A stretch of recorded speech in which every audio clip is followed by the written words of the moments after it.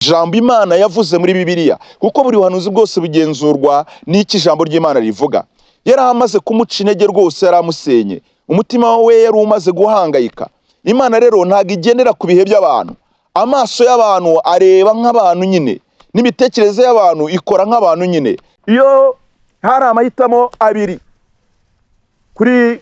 kuri Yayiro, hari amahitamo yo kwizera ibyo abwiye n'abantu bamubwiye ko umwana we yamaze gupfa, byarangiye atakwiriye kurusha umwigisha. Hari n'amahitamo yo guhitamo kwizera ko Yesu amubwira ngo izere gusa. Imana ishimwe cyane, ayizere iri jambo nkubwiye. Imana yohereje ijambo ryayo gusa. Iri jambo ry'Imana ribitsemo imbaraga zidasanzwe. N'aya masaha mvugana nawe, Imana ije kuguhindurira amateka. Imana ije gukingura inzugi zari zaranze gukingwa. Aho hantu utinze igihe kirekire cyane, Imana ije gukora ibitangaza. Abayisirayeli batinze mu rugendo, Imana yarababwiye ngo igihe muzengurukiye umusozi kirahagije, noneho nimucyamike. Uyu munsi wa none icyo ukwiye gukontorora ni intambwe zawe uburyo uzitera. Ese urizera cyangwa wavanze amasezerano y'Imana n'ibyaha? Ntabwo uzikorera uburwayi ngo wikorere ideni, wikorere ubupfubyi, wikorere abakwanze, nurangiza ngo uzabashe kugira ibyumba utungamo Mwuka Wera. Ibi byumba bizabika agahinda, ibi byumba bizabamo umwijima. Wenda uzahamagara Imana uri bishop ubone ntirimo kuza, wenda uzayihamagara Apotre ubone yatinze, itindi imyaka 5, 6, 18, ariko Imana izaza. Ageze ku nshuro ya 7, hari umubare Imana iba yarashyizeho. Imana ishimwe cyane. Rero nkubwira ngo Bibiliya yambwira ngo buri kintu cyose Imana yakigeneye igihe cyacyo mu isi. Kundwa bene data, uyu munsi Imana iduhaye amahirwe nanone yo kongera kuba imbere y'izi screen za Gospel Harvest Network, kugira ngo tubashe kuganira ijambo ry'Imana Imana yashyize ku mutima wanjye. Ni umunezero ukomeye cyane, kuko nta kintu cyiza nko kumva ijambo ry'Imana, noneho kurivuga twe tuvuga ubutumwa bwiza. Ni umunezero ukomeye cyane, kuko tuba turimo gusohoza umugambi w'Imana. Rero munyemerere bakundwa bene data, nshuti zanjye kandi nshuti za Yesu, kugira ngo dusenge tubashe kuza kuganira amagambo y'Imana Imana yashyize ku mutima wanjye, kuko ndizera ko ari umugisha kuri njye nawe kubwira ijambo tugiye gusangira uyu munsi wa none. Uwiteka Mana Nyiringabo, Imana ivuga bikaba, yategeka bigakomera, ndagushimira urukundo rwawe, ndagushimira imbabazi zawe nyinshi zitarondoreka, ndagushimira kugira neza kwawe kutagira akagero. Ngushimiye uyu munsi uduhaye kugira ngo twongere kurama, kandi ngushimiye n'iri jambo ryiza ugiye kutugaburira gusangira na bene data biciye muri njyewe. Unyemerere nkubere mikoro we wivugire, uyobore ijambo ryawe mu izina rya Yesu, amen. Nshuti bakundwa bene data, uyu munsi ndumva afite icyigisho kivuga ngo zamura kwizera kwawe. Kuki ndimo kuvuga kuzamura kwizera? Nta kintu kijya kinezeza cyane iminsi yose nk'iyo ndimo kwigisha icyigisho cyitwa kwizera, kuko kwizera niyo fondasiyo y'imbaraga z'abakiranutsi cyangwa se z'abizera nyine, kuko twitwa abizera. Ubwo rero dutandukanye no kwizera, izina twitwa ryaba ntacyo risobanuye. Abizera ndetse abizera Kristo. Rero ubundi twakabayeho mu buzima bwacu bwa buri munsi abantu bose muri iyi si twizera, kuko ibyo duhura nabyo byose ni ibintu biza tutarigeze tubibonesha aya maso y'umubiri, cyakoze tubirebesha amaso yo kwizera, kuko ejo ntago mazi, nawe ntago hazi. Yemwe n'imyaka 2 izakurikira, icyumweru kizakurikira, ikindi gihe cyose kiri imbere ntago kizi, ariko iteka aho hantu tuharebesha andi maso, amaso y'umwuka, atari aya maso twambaye, amaso y'umubiri. Rero niyo mpamvu uyu munsi nje kuvugana nawe ngo zamura kwizera kwawe. Ubundi ijambo ry'Imana rijya rivuga ngo umuntu utizera ngo ntibishoboka yuko yanezeza Imana, kuko itangiriro ryo kunezeza Imana ni ukwizera. Mu magambo make rero niyo mpamvu uyu munsi nje kuganira nawe ngo uzamure kwizera kwawe, kuko igihe cyose utazizera nyine iri jambo rizagusohoraho kutizera atanezeza Imana. Icyo cyanditswe kiri mu Baheburayo igice cya 11, ukomeje hasi havuga ibyiringiro by'abizera, icyitegererezo cy'abizera. Rero uyu munsi nanjye nje kuvugana nawe kugira ngo tuzamure kwizera kwacu. Burya intambara zikomeye mu buzima duhura nazo ntabwo ari ikibazo tuba turimo guhura nabyo, si cyo kibazo kiba gikomeye nubwo biba bihari nabwo bituremereye, ahubwo ikibazo tuza kugirira hagati muri ibyo bibazo duhura nabyo muri ubu buzima ni ikibazo cy'uburyo tubireba, tubifata gute iyo tubirimo kubyitegereza. Twumva si ibyo bintu turimo kureba ari ibintu bidasanzwe. Rimwe na rimwe situation cyangwa se ibihe tunyuramo biza kuza kukubwira ko bidashoboka. Nta kigeragezo na kimwe Satani azazana imbere kikubwira ko gishoboka kuba cyavaho. Buri kintu cyose cyaba gitoya cyaba kinini cyose kizaba kikubwira ngo njyewe ntago nshobora kuvaho, sinshobora guhinduka. Rero ikibazo ntago kizaba ari cyo kibazo gikomereye ubuzima bwawe. Ikibazo kizakomera ubuzima bwawe ni uburyo uzafata icyo kibazo, amaso uburyo uzakireba. Rero kuzamura kwizera kwacu bishingiye uburyo dukwiriye kuba amaso yacu tuyahanga Kristo. Iyo tuzamuye ibyiringiro byacu ntitubihange ikigeragezo, ahubwo tukabihanga amasezerano y'iby'Imana yavuze. Amasezerano y'iby'Imana yavuze ni amasezerano yanditse muri Bibiliya mu ijambo ryayo. Nicyo gituma tudashobora kugira kwizera twatandukanye n'ijambo ry'Imana, kuko umurimo uhinzemo kwizera cyangwa se umurimo weramo kwizera ni ijambo ry'Imana. Ntushobora kugira kwizera ngo wowe uriterure ku bwenge bwawe, ubiterure wumve ko ubishyize mu bitekerezo byawe udashingiye ku masezerano y'Imana. Imana ni ishimwe cyane. Ibibazo kenshi na kenshi bituremerera bitewe n'uburyo twabirebye. Ikibazo cyo kiraza kikizuminga, kikikurura rwose, kikaza kikigira umusozi mugari cyane udashobora kwimuka.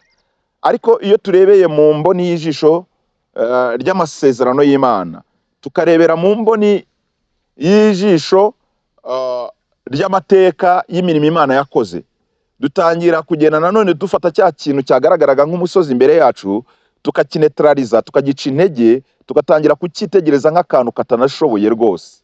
Imana ni ishimwe cyane. Aho ngaho rero niryo shingiro ry'abana b'Imana. Reka mbibutse ikintu gikomeye abakristo cyangwa se abantu bari mu rugendo rujya mu ijuru gikomeye gihari. Ndagira ngo mbibutse ijambo rivuga ngo abanyabwoba n'abatizera ngo umugabane wabo ni mu nyanja y'akuburo n'amazuku. Imagine nawe nimba Imana itavuze abasambanyi ngo ivuga abajura, ngo ivuga n'abicanyi, ariko ikaza kuvuga icyo kintu gikomeye ikavuga ngo abanyabwoba n'abatizera umugabane wabo ni mu nyanja y'akuburo n'amazuku. Mwibutse ngo ushobora kuba utasambanye, ushobora kuba utibye, ushobora kuba utagize ishyari, ariko ufite ikibazo gikomeye cyitwa kutizera. Ndagira ngo ubwire ngo iyo liste yamaze gucirwaho iteka na mbere yuko ukora icyaha. Yamaze gucirwaho iteka, hashyirwamo liste abanyabwoba n'abatizera yuko umugabane wawe ari mu nyanja y'akuburo n'amazuku. Uyu munsi rero turimo turaganira icyigisho kivuga ngo zamura kwizera kwawe. Nuko ngo turuna volume yawe uyizamure, kuko kwizera konyine niko tudutambutsa imiraba y'ibibazo ducamo muri ubu buzima. Imana ni ishimwe cyane, kandi tukayicamo dushingiye ku mbaraga z'ijambo ry'Imana nk'uko nabivuze.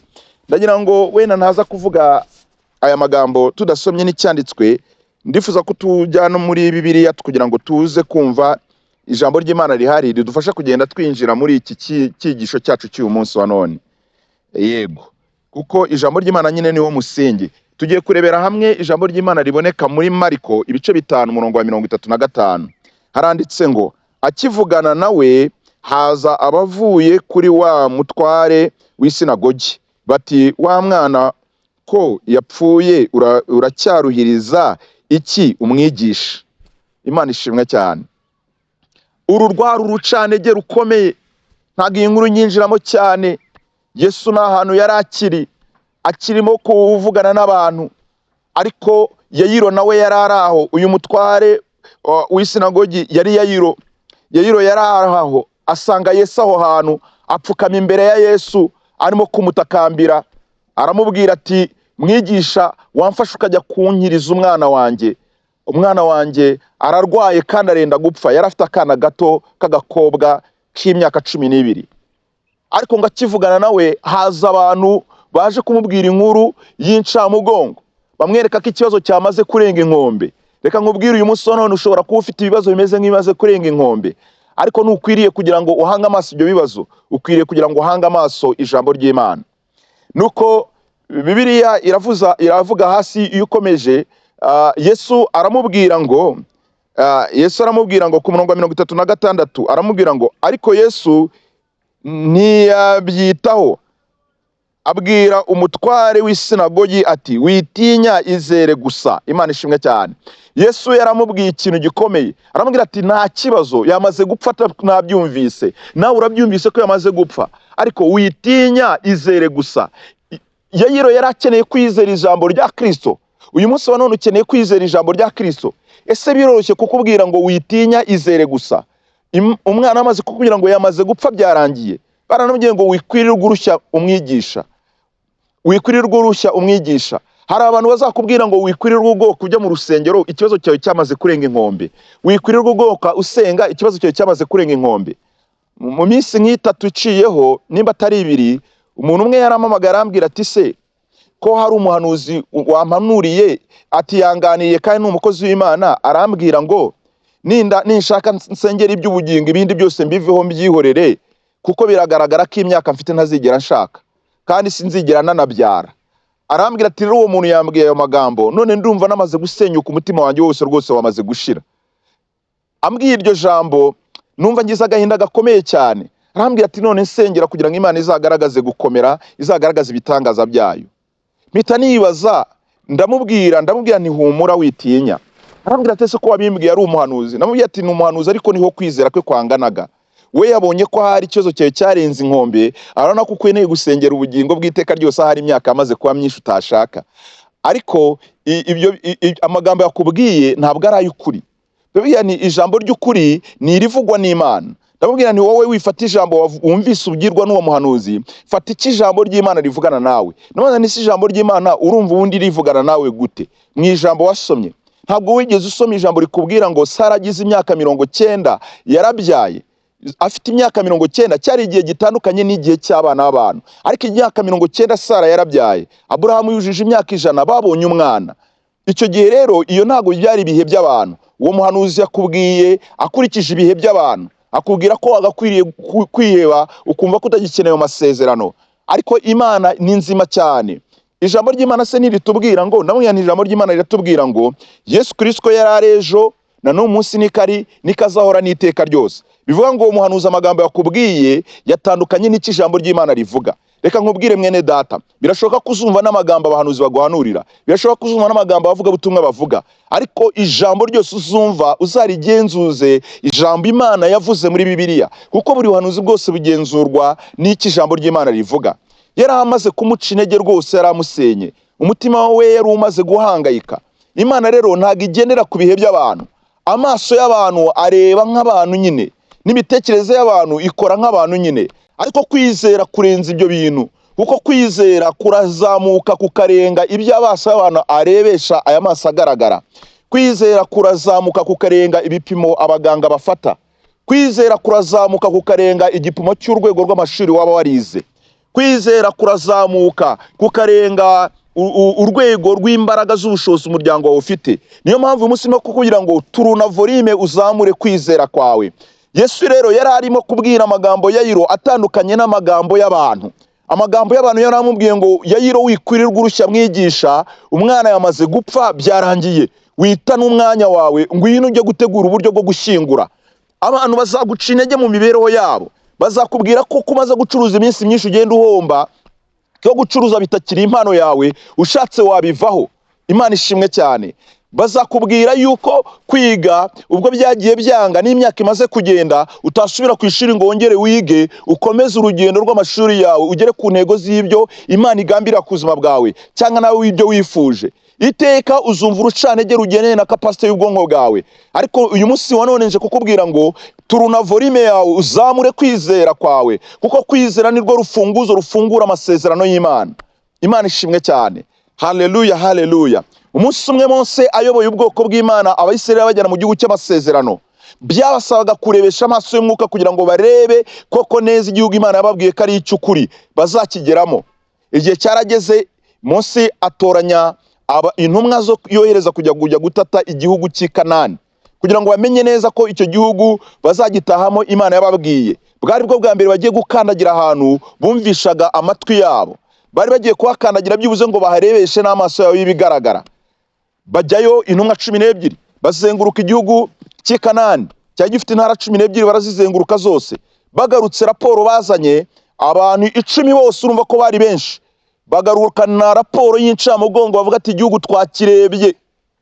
Bari bagera 12, ubwo hasigaye 2, 10 nibwo bagiye gutanga raporo. Bavuga ati igihugu twakirebye, twakitegereje, twasanze ari cyiza, ariko tukitegereje twasanze igihugu gifite abantu babagabo barebare bitwa Abanaki. Twarebye igihugu cyubakishijwe iminara miremire cyane, ifatiro zayo mbese no kuvuga ngo kera bubakaga intuza imigi, bakayubaka nkuko bagashyiraho korotire mu magambo makeya, bagashyiraho fence korotire zaho. Twasanze ibipangu byabo ari birebire cyane ku buryo utabasha kuhinjira, n'inkike zabo zirafunze, n'amarembo yabo arafunze, nta hantu wabasha guca.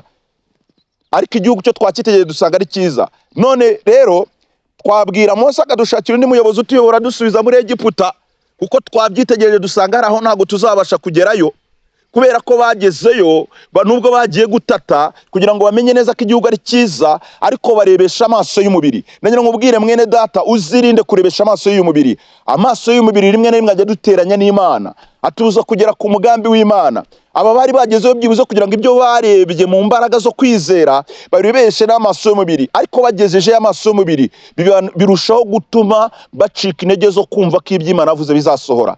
Ariko Imana yari ifite abandi bagabo 2 yizigamiye, Joshua na Caleb. Bo batanze inkuru nziza, baravuga ngo natwe igihugu twakigezemo, twakitegereje, twabonye ko ari cyiza, ariko nimba Uwiteka Imana twishimira natwe twabona cyo twarebye, tuzabarya nk'abarya imitsima. Baravuga ngo nta n'iki kibatsingira, muhute duhaguruka ahubwo tujye twihuta tujye gufata amasezerano yacu. Iyo umuntu agira kwizera abanza kurebera mbese mpagaze uko Imana ibishaka. Joshua na Caleb bashyize indererwamo imbere, baravuga ati nimba Imana itwishimira, nimba ariyo yaduhaye iyi misiyo yo kuzagera i Kanani, nimba ariyo yatubwiye ko tuzagerayo, yari bizi ko hari amabuye y'izo nkike ndende zigera hejuru ku ijuru, yari izi ko hari Abanaki barebare cyane, ariko yari yitegereje ko ariko dukwiriye kuzajya muri kiriya gihugu tukagifata kigahinduka gakondo yacu. Imana ibyo uvugana nawe bishobora kuba birenze ubwonko bwawe, birenze ibitekerezo yawe. Wenda biragaragara ko imbere yawe hari bimeze nk'Abanaki, biragaragara ko imbere yawe hari inkike ndende, kandi aho hantu ni Imana ishaka kukujyana. Birakwiriye rero kubanza kwitegereza icyo Imana ivugana nawe. Yoshua na Caleb babanje kubibuka neza isezerano Imana yabahaye, kandi bibuka neza naho Imana yabacishije. Imana ishimwe cyane. Uyu mwanya rero mwene data, nawe tuna volume yawe, uzi ikibazo cyabayeho. Abo bantu bose banze bakavuga ko badakeneye kuzajya i Kanani, yuko babonye ari ahantu ho bahatabakwiriye harenze. Imana yavuze ko bose bazagwa mu butayu, nta n'umwe uzagera mu gihugu cy'i Kanani. Ndagira ngo ubwire ngo ibyo bintu biguteye ubwoba, ibyo bintu biguteye ubwoba nta kindi bigushakira, birigushakira kugira ngo bizakujyane muri Gehinomu. Biragushakira kugira ngo bihagarike urugendo rwawe wagendanaga n'Uwiteka. Itangiriro ry'ubwoba ni ugushidikanya, itangiriro ry'ubwoba ni ukutizera. Uyu musoro uri muraca ku bintu, uramuraca mu bintu byamaze gutsindira umutima wawe, biwutuza mu mwijima, biwutuza mu bwoba. Ibyumba by'umutima wawe byuje mu mwijima. Ariko uyu musoro none nje kukuzanira umucyo w'ijambo ry'Imana ngo uzamure kwizera kwawe. Yesu abwira Yayiro ngo, Yayiro ntutinye, izere gusa. Nta kibazo, warabivuze ko yapfuye, ariko wowe witangira gutekereza ibyo batekereza. Bo batekerezaga ibyo gutegura ikiriyo, batekerezaga ibyo kujya gushyingura, batekereza ibyo kuza kwakiriza abantu baje gutabara. Ariko Yesu we yarimo gutekereza ishimwe rigiye kuzamuka mu rugo rwa Yayiro. Yagira ngo Yayiro nawe yinjire mu gihe cy'amashimwe, aho kugira ngo yinjire mu gihe cyo gutegura ikiriyo. Imana nishimwe cyane. Ndagira ngo dusome irindi jambo naryo riza kudufasha gukomeza kwinjira mu cyigisho cyacu kivuga ngo zamura kwizera kwawe. Magambo makibingibi nibyo Yesu yarabwiye Yayiro. Reka turebere muri Matayo, turareba muri Matayo 14 irindi jambo rihari kugira ngo turiganire. Matayo 14 umurongo wa 30. Matayo 14 ku murongo wa 30 kugeza kuri 31. Yes, reka tuhasome twumve ijambo rihari. Haravuze ngo guhera kuri 30. ngo ariko abonye umuyaga ko ari mwinshi aratinya,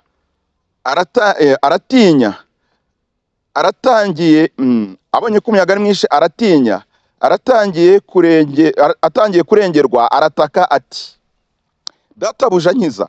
31. Uwo mwanya Yesu arambura ukuboko kwe aramufata aramubwira ati, yewe ufite kwizera guke we, niki gitumye ushidikanya? Imana ishimwe cyane. Haleluya. Petero, ahangaha ni ahantu Petero yari yakuye ibirenge bye mu mazi. Iyi nkuru murayizi, ngo atangira kureba Yesu. Atangiye kureba Yesu, yaramubwiye ngo Yesu nimba ari we mbwira nze mve mu bwato nze ngusange. Ngo nuko Petero atangira kugenda asanga Yesu. Ariko hano kuri 30 haje akantu gakomeye, ngo abonye ngo kuri 30 aravuga ngo ariko abonye yuko umuyaga ari mwinshi, abonye yuko umuyaga ari mwinshi. Mu magambo make, icyatsindishije Petero ni ukureba.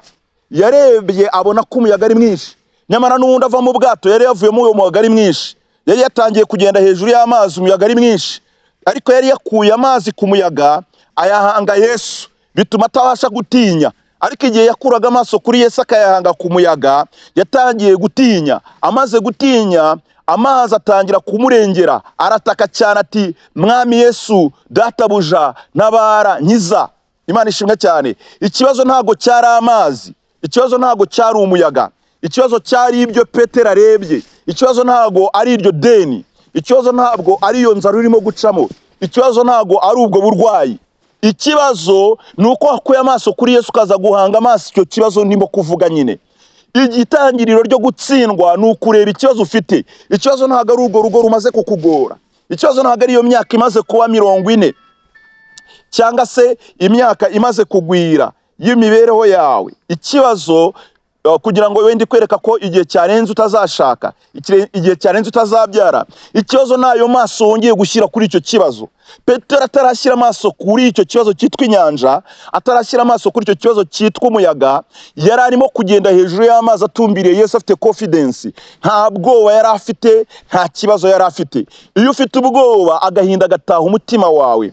Iyo ufite ubwoba, ikibazo gitangira kukurusha imbaraga. Amajwi y'ikuzimu abafunguye imiryango yo kuza gusakuriza mu matwi yawe, atangira gutsindira umutima wawe.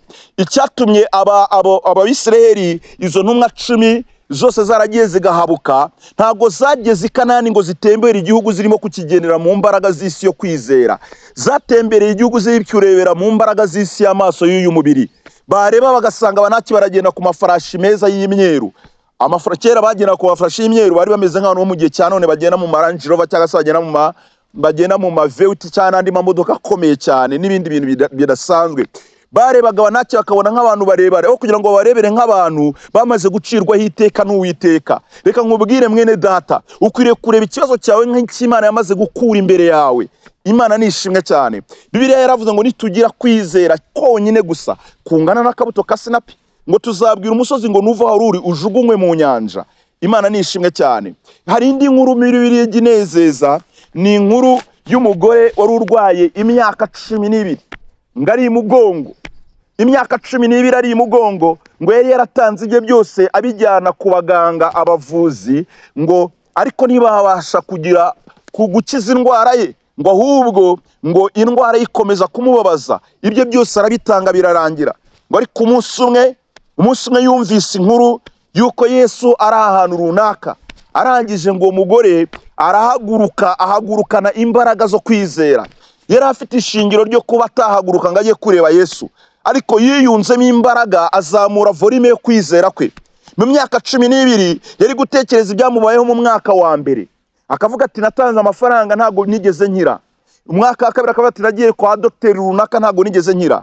Umwaka wa gatatu ari kuvuga ati nagiye no mu bihugu runaka ntago nigeze nkira. Yari afite fakti zigaragaza yuko indwara ye ikomeye cyane, ariko yirengagije ibyo yahuye nabyo mu myaka 12. Yari afite fakti wenda ko yagurishije isambu ye, indwara ntiyakira. yari azi neza ko wenda yagiriwe inama n'abantu batandukanye. Birashoboka ko byageze n'igihe akajya no mu bapfumu akagerageza, agasenga akagerageza, agakoresha uburyo bwose akagerageza, ariko yari agisigaje uburyo bumwe gusa, kongera gutumbira Yesu wenyine. Reka nkubwire, ubuzima bwacu buturuka muri Kristo Yesu. Ubuzima bwacu buturuka ku Mana, niyo yaburemye. Ni naho hari igisubizo cy'imibereho y'ubuzima bwacu. Igihe uzakura ibyiringiro ku Mana, igihe amaso yawe uzayahanga ibindi bintu bitandukanye, igihe uzareba ku hahise hawe ukaba ari ukomeza guhanga amaso yawe, gutsindwa kwawe kuzaba kuzuye rwose. Imana nishimwe cyane. Ariko ndagira ngo nkubwire ngo uyu mugore arangije ngo ahaguruka aciye ku mwaka umwe yanyuzemo ukamuzengereza, arenga umwaka wa kabiri, arenga umwaka wa gatatu, arenga imyaka 12 y'ibihe yahuyemo, yabamuciye intege, yababwiye ko indwara itazakira, y'umubabaro yahuye nawo. Aravuga ati ariko uyu munsi ngiye guhura na Yesu, kandi ngiye kugenda nize nashidikanya ko ndi bukure gutabarwa kwanjye muri Kristo Yesu. Birambwira ngo uyu mudamu yaraje asanga abantu baruzuye aho Yesu yarari. Kino cyigisho nyankuna kucyigisha nkumva birantangaza cyane. Uyu mudamu wenda yasanze abantu nabo bari aho barwaye inyonjo, barwaye imitwe, barwaye wenda se hari ibirema biri aho ngaho, hari abafite amadeni, hari abashonje, hari ababuze urushako. N'uyu munsi biruzuye mu nsengero, usanga hari abantu bamaze imyaka myinshi mu rusengero, usanga hari abantu bagiye no mu byumba byinshi, usanga hari n'abaraye za Kanyarira, za Byumba, za Banguka Ngutabari.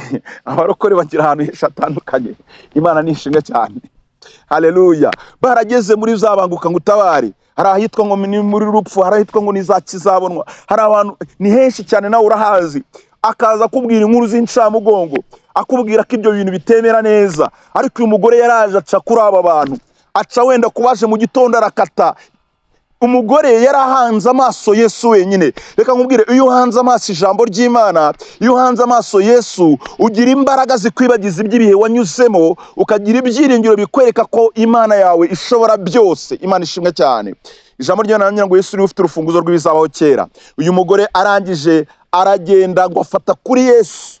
Yari amaze imyaka 12 ava ari imugongo. Arenga ko abayuda bavuga ko umugore uri mu mihango ategeraga abantu. Arenga ko abayuda hari itegeko yuko abagore batajyaga mu iteraniro ry'abagabo.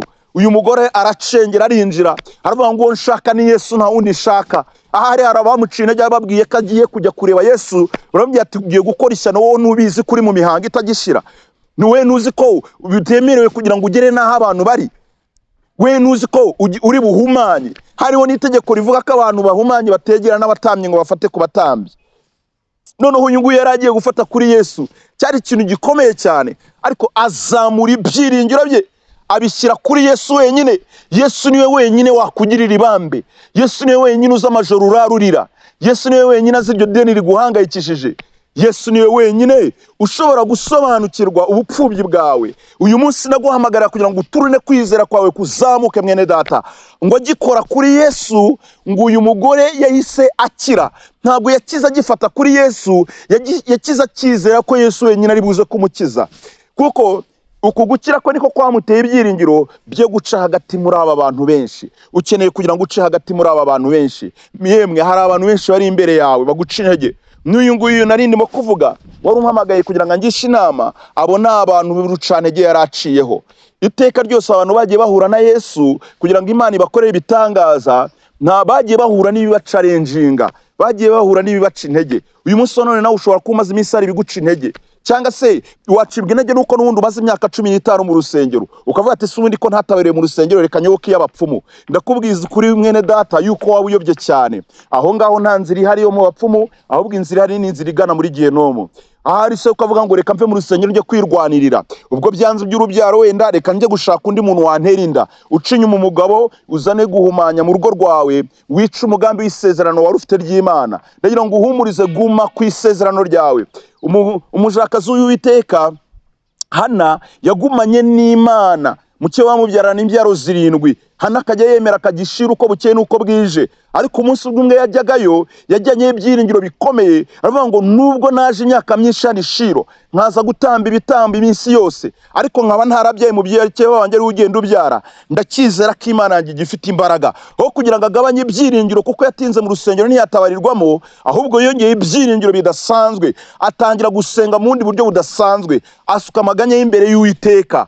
Ku munsi mwiza yagenze mu gihe gikwiriye, igihe cy'isezerano rye gisohoye, Imana yamuhaye urubyaro. Yageze mu rusengero asenga, umutambyi Heli ngo yaje gusanga uwo mudamu arimo gusenga atakibasha no kuvuga, asenga azunguza akanwa iminwa, ariko ijwi ridasohoka. Heli ngagira ngo uyu mudamu yasinze, ngaramubaza ngo wa mugore uzagereza ryari isindwe ryawe? Undi aravuga ngo ntago ndi umugore w'umupfapfa nkuko wabitekereza. Aravuga ngo Nyagasani, ndimo ndasuka amaganya yanjye imbere y'Uwiteka. Ngira ngo ahari Heli kugira ngo yitegereze uyu mugore, yasanze hari abandi bakristo batashye, asanga uyu nguyu yegumye mu rusengero aza kuraramo, kuko hari icyo arimo gushaka. Iyo dushiftinze kwizera kwacu, iyo tuzamuye kwizera kwacu, dutera intambwe dukataza turushaho gusanga Imana, dutera intambwe dukataza turushaho kwereka Imana ko ariyo twiringiye. Nuko Heli ngaramuhanurira, aramubwira ati nimba ari uko bimeze rero, genda Uwiteka agusubiza icyo wamutakiye. Imana nishimwe cyane. Mwene data, witinya Imana izagusubiza icyo wayitakiye. Imisozi yaba myinshi, ariko igihe kizagera Imana izasubiza kwizera kwawe. Uyu munsi wa none ambara izindi imbaraga. Birashoboka ko uyu munsi wari ugiye gucika intege ngo usubire inyuma, kubera ko hari amajwi y'ikuzimu yaraje kuguca intege, akubwira ko Imana yawe idakora. Abisirayeli bamaze imyaka 40 mu butayu, ariko ntibyabujije kuzagera i Kanani. Ushobora kuba umaze imyaka myinshi mu rugendo, ariko byanga bikunda uzagera aho ugana. Icyambere, amaso yawe arimo arakwereka iki? N'icyo urimo kureba? Urimo urareba hahise hawe haguca intege? Amaso yawe arimo arakwereka iki? Urimo urareba imirimo itangaza y'Uwiteka Imana ikora? Nimba ari ibyo urimo kureba, Imana izakugirira neza, Imana izagutabara. Imana dusenga ni iy'ukuri. Yesu nyine nk'uko twabivuze, uko yari ari ejo niko ari n'uyu munsi, kandi niko azahora n'iteka ryose. Ndagira ngo ngukomeze nkubwira ngo ongera ushikame, ibyiringiro byawe ubikomeze, nawe umunsi umwe uzatahana intsinzi yawe nk'uyu mudamu. Cyangwa se nawe uzagera i Kanani nk'uko Yoshua na Kalebu babihamije. Yoshua na Kalebu bagihamya yuko abanaki bazabarya nk'abarya imitsima. Abantu bari bari kumwe n'Abisirayeli bose, abari bamaze gucika intege yuko bagashatse inzira basubiza muri Egiputa, bose bongeye kugira ibyiringiro ko bagomba kujya i Kanani, ko Imana yahavuze. Imana izakubwira ibirenze ibyo utekereza. Ntuzagereranye iby'Imana izakubwira ko bingana n'uko ureshya. Imana izakubwira ibirenze ibireshya n'uko ureshya. Yoshua na Kalebu bizeye ibirenze ibireshya n'uko bareshya, bizeye iby'Imana ivuga. Imana ishimwe cyane, Imana ihabwa icyubahiro. Ntabwo rero uyu munsi wa none ukwiriye gutakaza ibyiringiro, ahubwo nicyo gihe gikwiriye cyo kugira ngo uzamure ibyiringiro byawe. Nje kugukomeza uyu munsi wa none, witere intambwe usubira inyuma. Ndagira ngo ubwire ijambo rimwe rikomeye cyane. Iri jambo ryumve mwene data. Iteka iyo tumaze gutakaza ibyiringiro, tukabura kwizera, tugatahwamo n'ubwoba, dutangira gusubiza intambwe zacu tuzerekeza muri Egiputa. Aba Bayisirayeli bari bageze mu gihe babonye ko i Kanani hakomeye, basabye Abisirayeli ngo nibatoranye n'undi muntu ubayobora abasubiza muri Egiputa. Nyamara muri Egiputa hari mu bucakara, muri Egiputa hari mu isi y'umwijima, muri Egiputa hashushanyaga ahantu Imana idatuye. Bashatse kugira ngo basubire aho hantu kuko bari batinye kwizera amasezerano y'Imana. Igihe cyose uzagabanya kwizera, uzasubiza inyuma amaso yawe ugana muri Egiputa. Kandi ijambo rikomeye nkubwira ni iringiri, nuko ikuzimu habaho. Ikuzimu harahari, ukuzimu nuko kuri. Ukuzimu gufite abantu baho bazagutahamo, abantu bose batizera Imana, abasubiza intambwe zabo inyuma bazerekeza muri Egiputa, abadakomeza gushikama mu byiringiro byabo ngo batumbire mu ijuru, bahanga amaso umusaraba wa Kristo Yesu. Imana yaduhaye icy'agaciro gikomeye. Yesu Kristo twahawe arenze ifeza n'izahabu. Bibiliya iravuga ngo ikitimanya umwana wayo izabura ite kumuduhana n'ibindi byose. Uyu munsi uzamura kwizera kwawe. Yesu wahawe n'Imana arenze uwo mwana ukeneye, arenze uwo mugabo ukeneye, arenze ayo mafaranga ukeneye, arenze ako kazi ukeneye. Imana yaguhaye Yesu akakubambirwa ku musaraba i Golgota, akamara imyaka 33 muri iyi si, aca mu mibabaro, ari Imana ikomeye kugira ngo agutsindishirize, arahagije cyane, ukeneye kumuhanga amaso. Iyo hari amahitamo abiri kuri Yayiro, hari amahitamo yo kwizera ibyo abwiye n'abantu bamubwiye ko umwana we yamaze gupfa byarangiye atakwiriye kurusha umwigisha. Hari n'amahitamo yo guhitamo kwizera ko Yesu amubwira ngo izere gusa. Imana ishimwe cyane, ayizere iri jambo nkubwiye. Imana yohereje ijambo ryayo gusa.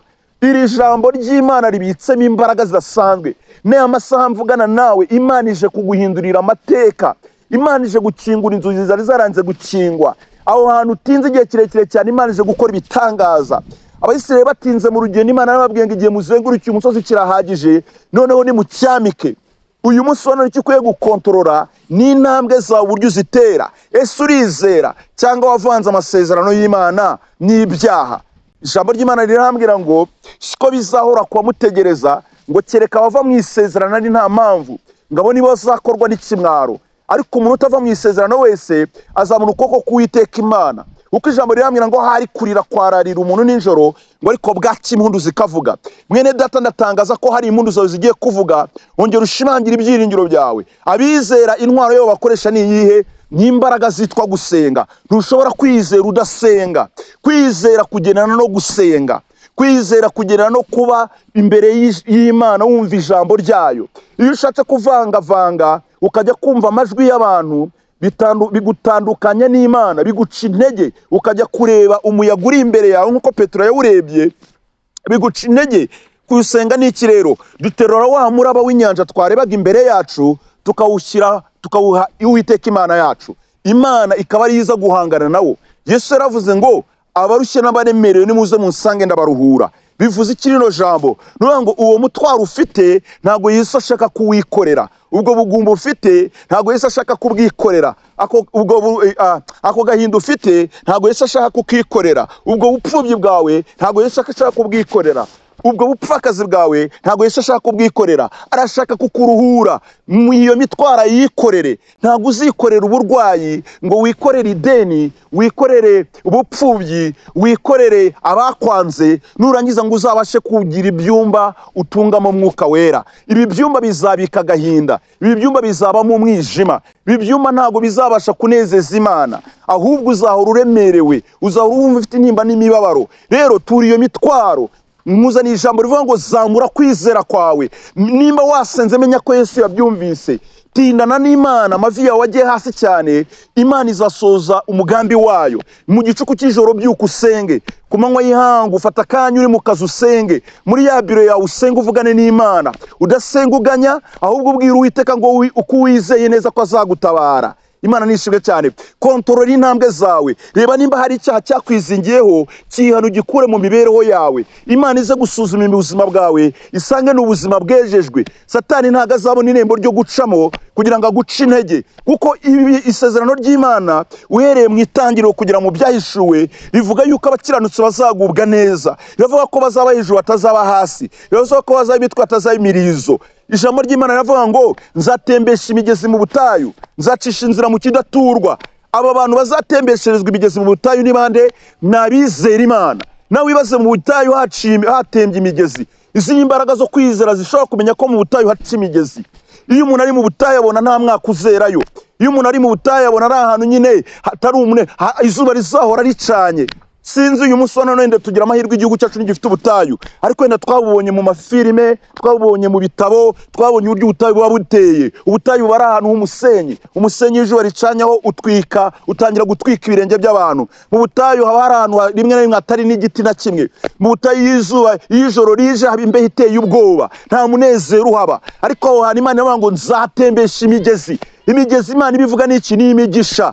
Imigezi Imana ibivuga n'iki? Ni Umwuka Wera. Mwuka Wera asobanura imbaraga z'ijambo ry'Imana. Mwuka Wera araza akaguha ibyiringiro. Ubutayu bwari burimo ubugumba, ubwo ari bwo butayu ubona ko abatisubungu biragaragara ko ntazabyara. Ubwo ni butayu, nibwo butayu Imana ishaka gutembeshamo imigezi. ahari ubugumba Imana ikahazana abana b'impanga. Ubwo butayu bwashaka guterezwa, banki yamaze kugira gute gutangira gushaka kuzagutereza. Ubwo ni ubutayu. Imana iravugana nawe ngo zamura ibyiringiro, ije kuhatembesha imigezi. Ongera usenge, sanga abakozi b'Imana bakugira inama buzuye Mwuka Wera. Soma ijambo ry'Imana rikongerera ibyiringiro. Imana nishimwe cyane. Ntuzanire ijambo ngo ongera utindane n'Uwiteka. Hari igihe ibintu ufungura imfunguzo bigasa nk'ibirimo kwanga. Umugaragu w'Imana Eliya umunsi umwe yahanuriye Ahabu, aramubwira ngo imvura igiye kugwa y'impangukano. Amaze kubimubwira, izuba ryari rimaze imyaka 3 n'amezi 6, imyaka 3 n'amezi 6 riva. Iyi myaka 3 nta mvura yaguye, iyi myaka 3 nta n'umuyaga waje, iyi myaka 3 hari ubutayu bukakaye, inzara yari nyinshi. Eliya aramubwira ngo njyewe rero ndaguhanuriye, imvura igiye kugwa. Eliya yabivuze atari uko yabonye imvura igiye kumanuka, yayirebeye mu maso yo kwizera. Ngo akibwira Ahabu ngo nagende, ajya nawe gukoresha urufunguzo rwitwa isengesho. Birambwira ngo arapfukama ngo yubika umutwe mu maguru, arasenga inshuro ya mbere. Atuma umugaragu we ngo genda undebere ku nyanja, urebe hari hakurya yo hayirengeye, undebere nimba wenda hari agacu kagaragara k'imvura iri bugwe. Nk'umugaragara agenda inshuro ya mbere, aragaruka aramubwira ngo ntago byemeye. Imana ishimwe cyane. Ariko rero avuga ngo nubwo bitemeye ariko nge numva birimo kwemera. Haleluya. Imana nishimwe cyane. Iyo twizera twumva biri bwemere. Arongera ngo subirayo, arongera acurika umutwe mu maguru, arasenga aravuga ati Imana manura imvura. Akomeza guhamagara Imana. Umugaragu we aragenda, agaruka inshuro ya kabiri aramubwira ati hari akantu ubonye? Aramubwira ati ntago byemeye. Uyu musore hari abantu bakubwira ko bitemeye, nta kibazo. Eliya ntiyacika intege, aravuga ko byanga bikunda imvura iri bugwe. Ahawe yari ku igare ry'intambara agenda, yaravuze ati Eliya nabonye amanura umuriro, uyu mwanya agiye kumanura n'imvura iri bugwe. Eliya suko yashyizeho urufunguzo ngo bihite bigwa, ahubwo nuko yizeye ko byanga bikunda amaherezo imvura iri bugwe. Yewe isengesho ryawe nawe komeza, wenda ugeze ku nshuro ya 3, wenda ugeze ku nshuro ya 20, kandi Imana yashaka inshuro 50 wenda. Komeza, iyo niyo nzira mwene data. Eliya ngarasenga bigera ku nshuro ya 5, abwira umugaragu ngo subira ugende urebe. Umugaragu aragenda arebe, rero ngera arasenga. Umugaragu aragaruka ati nta kintu mbonye databuja. Rero aravuga ngo ndi umumyanira cyane mu kunyumva ndabizi. Ntabwo yacitse intege kandi yari umunyamavuta. Wenda uzahamagara Imana uri bishop ubone ntirimo kuza, wenda uzayihamagara Apotre ubone yatinze, itindi imyaka 5, 6, 18, ariko Imana izaza. Ageze ku nshuro ya 7, hari umubare Imana iba yarashyizeho. Imana ishimwe cyane. Rero nkubwira ngo Bibiliya yambwira ngo buri kintu cyose Imana yakigeneye igihe cyacyo mu isi. Niko ijambo ry'Imana rimbwira mu Mubwiriza ibice 3 ngo ikintu cyose kiri munsi y'ijuru Imana yakigeneye igihe cyacyo. Imana wenda yagira ngo yigishe Eliya kugira ngo irebe ko kwizera kwa Eliya kudacogora. Imana iragira ngo irebe ko kwizera kwe kudacogora. Ageze ku nshuro ya 7 arongera atuma umugaragu, ariko Imana ihumugisha uyu mugaragu we. Haleluya. Imana igihe umugisha bizera. Uyu mugaragu nawe yarizeraga. Birashoboka ko yari kugaruka akabwira shebuza ati byanze. Uyu mugaragu yari Elisha. Reka nkubwire mwene data, Elisha nawe yarimo gutegurwa kugira ngo yige ibyo shebuja akora. Mwene data, uyu munsi none ukeneye kwigira ku bayobozi bawe, ukeneye kwigira ku bakubanjirije. Imana kugira ngo ikore ibitangaza imbere y'abantu benshi. Haleluya. Imana ikora ibitangaza. Imana nishimwe cyane. Haleluya. Rero uyu munsi none icyo navuga ni iki ngiki, zamura kwizera kwawe. Inshuro ya 7 agezeyo, ngaragaruka. Akigaruka aramubaza ngo nta kintu ubonye, maze ngo umugaragara amubwira ati mbonye akantu kameze nk'akaganza. Arangije aramubwira ati wikwiriye gusubira, wikwirusha, byarangiye imvura yaguye. Rero mwene data ntukeneye ibintu byinshi, ukeneye kugira ngo ubone akamenyetso gato gusa kakwereka ko Imana yumvise gusenga kwawe, kakwereka ko Imana iri kumwe nawe. Kandi ako kamenyetso warakabonye, wumvise Imana ivugira mu bahanuzi, aka kamenyetso warakabonye, warose inzozi Imana ivugana nawe. Wenda uri mu kigeragezo gikomeye, ariko wararose ubona uri mu ishuri, ubona wicaye mu ishuri, ubona wambaye kontoni, cyangwa ubona wambaye kake, cyangwa ubona wambaye umwambaro w'ishuri kandi wararangije kera, cyangwa warakuze utakiri no mu ishuri. Imana irakwereka ko hari ibipimo urimo kunyuramo. Irasaba kugira ngo uzamure kwizera kwawe, irasaba kugira ngo uzamure kugendana imbaraga zo gukiranuka, kugira ngo izakurenza ibyo shuri. Buri shuri ryose umuntu ajyamo aryimukamo ari uko ahawe indangamanota imwemerera kujya mu kindi cyiciro cy'irindi shuri rikurikira. byisumbuyeho. Rero zamura kwizera kwawe kugira ngo kubashe kugucisha muri amashuri wacagamo winjire mu bindi biri hejuru kurushaho, kuko amashuri yo tuzahorana nayo tukiri muri iyi si. Imana iguha umugisha. Rero ndizera ko wumvise ijambo ry'Imana, ndizera ko uyu munsi none nawe ugiye kuzamura kwizera kwawe, nturi bucogore wenda inshuro zibe 7. uko niko na Elisha byamugendekeye ubwo yabwiraga Namani ngo genda ujye muri Yorodani wibiremo inshuro 7. nawe yaragiye ari ibiri, inshuro ya mbere ari ibiri, ya kabiri, ya gatatu, ya kane, bigera ibisebe bikigaragara gutyo, ahubwo birushaho kuba bibi. Ariko ageze ku nshuro ya 7 Bibiliya irambwira ngo Namani yavuye muri Yorodani y'amazi arameze nk'ibisogororo, ngo ameze nk'umwana mutoya w'uruhinja, yari afite uruhu rutandukanye n'ubwo yari afite na mbere. Iyo tumaze kwizera, Imana ibirimo gutyaza umuntu wacu imbere, dusohoka mu gipimo n'ikigeragezo twari turimo tumeze nk'izahabu nziza, izahabu ishobora gushyirwa ku isoko ikagurwa. Uruganda ducishwamo twebwe n'ibibazo n'ibigeragezo biba birimo gupima umuntu w'imbere, birimo bityaza umuntu uzaragwa ubugingo bw'iteka ryose uzabana n'Imana, birimo bityaza umuntu ufite ubushobozi bumenagura ubutware bw'imbaraga z'ikuzimu. Rero akira imbaraga, ibyo bitinze biracyagisha ubuzima bwawe, biracyarimo kugutegurira kugaragara neza ko wamaze kumaramariza kwizera Uwiteka udashidikanya. Imana iguha umugisha. Rero kubwira ijambo, abizera nyakuri nibo bazatura mu gihugu cy'i Kanani yo mu ijuru. Bazabanza kuba mu Kanani yo mu isi, kuko bazambuka ubutayu bw'ubu buzima bw'ibibazo bigiye bitandukanye, bagere mu masezerano, ikirenze ikindi bazabona n'ubugingo bw'iteka ryose. Imana ibaha umugisha. Mana ndagushimiye kubwira ijambo. Reka iri jambo rifasha abana bawe, ribagirire neza, ribongerere imbaraga, uwaricitse intege yongere kwakira izindi mbaraga, kugira ngo izina ryawe ribashe gushyirwa hejuru, kandi bamenye ko byose tubishobozwa no gusenga no komatana nawe Mana. Ni mu izina rya Yesu mbisabye nizeye, amen. Imana ibaha umugisha mwinshi kandi ibagirire neza. Uyu munsi wa none iri jambo rigende rihindura imibereho yanyu. Mukande subscribe kuri iyi channel ya Gospel Harvest Network, kandi mujye musharinga n'ibyigisho byacu. Turabakunda cyane. Imana ibaha umugisha. Ciao ciao. Beri bibaye iminota ingahe?